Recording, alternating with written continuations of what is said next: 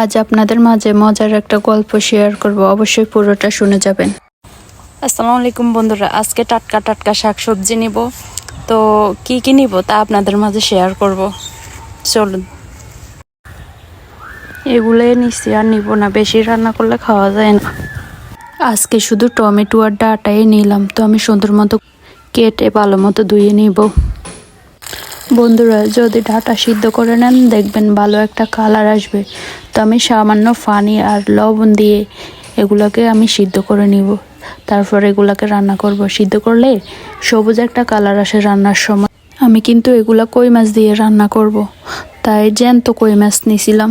আচ্ছা, আমার গল্পটা শেয়ার করি তাহলে। এখন বিয়ের পর বাড়ির বউ নাকি শাশুড়িকে মা ভাবতে পারবে না, এটা শুনে আসছি দিনের পর দিন। কেনই বা ভাববে বলুন তো?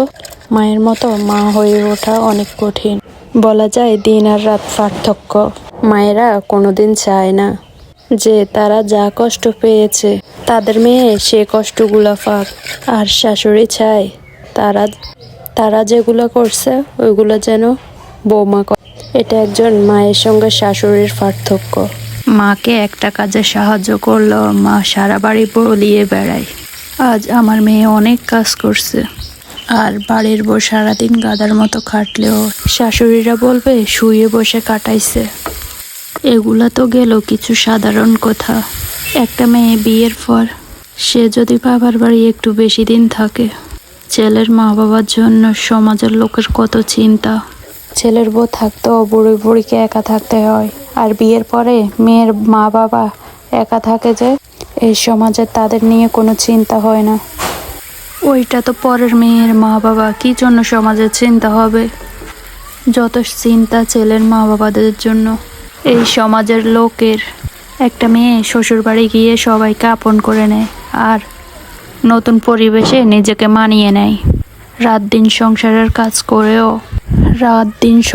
কাজ করেও তারপরেও শ্বশুর শাশুড়ির কাছে আপন হওয়া যায় না বাড়ির বউ। কিভাবে আপন হবে? সে তো পরের মেয়ে। তারা সারাদিন ক্লান্ত হয়, বাড়ির বউ সারাদিন কাজ করে ক্লান্ত হয় না।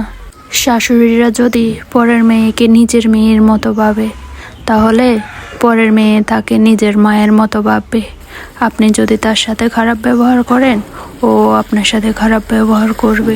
আপনি শক্তিশালী থাকা অবস্থায় বউয়ের সাথে যেভাবে খারাপ ব্যবহার করেন, যে অত্যাচারগুলো করেন, বৃদ্ধ হয়ে গেলে তখন আপনার বৌমা ওই খারাপ ব্যবহারগুলো আপনার সাথে করবে। তখন সমাজে কিছু লোক বলবে এই বউ নিকৃষ্ট, এই বউ শাশুড়িকে অত্যাচার করে।